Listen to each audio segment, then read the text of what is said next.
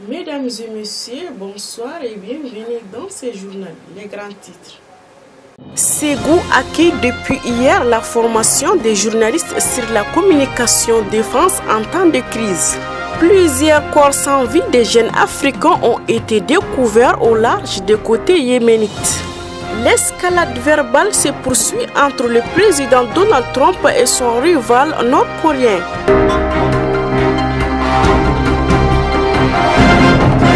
Ségou accueille depuis hier la formation des journalistes sur la communication défense en temps de crise. Fousséni Sidibé.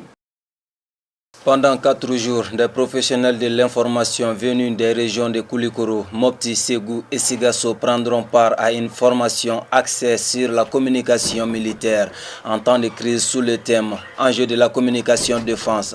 Lors de la cérémonie d'ouverture, le ministre de la Défense, Tchéna Koulibaly, et son homologue de l'économie numérique et de la communication, Haruna Modibo Touré, ont salué tous les mérites d'une telle formation. Ils ont rappelé le rôle crucial et stratégique que jouent les hommes des médias dans la diffusion d'informations dans un pays qui est dans un processus de recouvrement d'une paix durable. Lors de la cérémonie d'ouverture, plusieurs hauts gradés de l'armée malienne ont effectué le déplacement dans la cité de Balanzan. 50 jeunes formés en teinturerie et en savonnerie ont reçu des matériels des mains du gouvernement. Ils sont 50 jeunes hommes et femmes. Ils ont suivi de façon bénévole des formations sur la teinturerie et la savonnerie. Après 6 mois, les récipiendaires ont reçu hier au centre de formation de Missabougou des matériels de travail. Cette initiative du ministère de la Jeunesse et de la Construction citoyenne est financée par le système des Nations Unies. L'objectif réel est de répondre au problème de chômage des jeunes. Et la réponse du gouvernement est l'auto-formation des jeunes, la création d'emplois. Le ministre Goïta et le gouvernement du Mali pourront compter désormais sur le système des Nations Unies pour de telles initiatives, a laissé entendre le représentant du PNID, Malay Diop.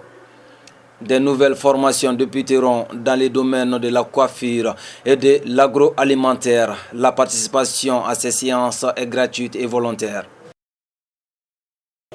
Les restes de l'actualité internationale commentés par Khalifa Med.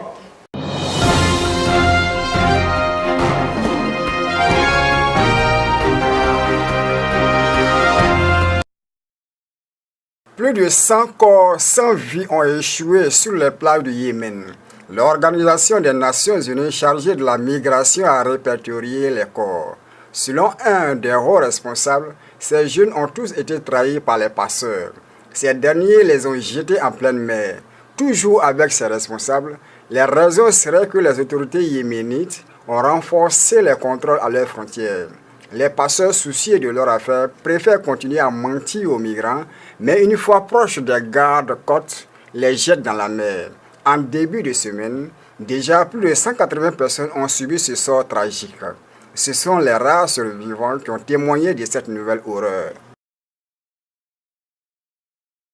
2 semaines après le résultat des élections législatives au Sénégal, le président Abdoulaye Wade, qui était candidat à cette élection, était de liste, a informé que sa coalition ne prendra plus part à aucune élection organisée par le régime du président de la République Macky Sall.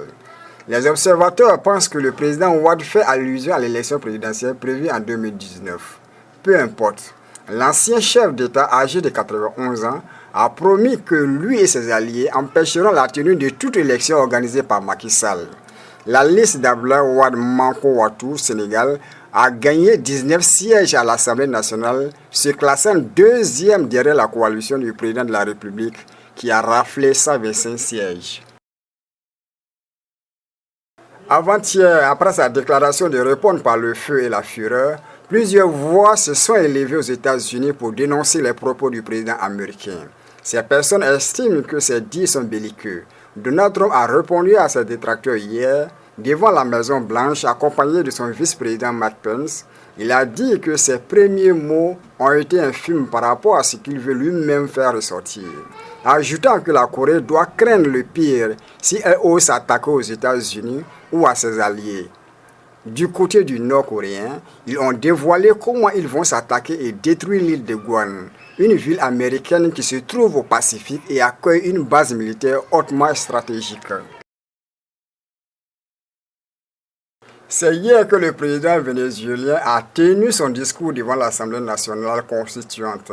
Maduro a expliqué aux membres de la constituante qu'il est venu se soumettre à leur autorité comme le veut la Constitution. Par ailleurs, le président souhaite avoir un entretien avec son homologue américain. Au Venezuela, les membres de l'opposition continuent toujours à manifester à travers leur pays. Ils revendiquent la démission du chef de l'État et la tenue anticipée d'élections présidentielles. Des revendications que rejette complètement le gouvernement chaviste. Ils misent par contre sur la constituante pour résoudre le problème politique dans le pays, avec la rédaction et la validation d'une nouvelle constitution.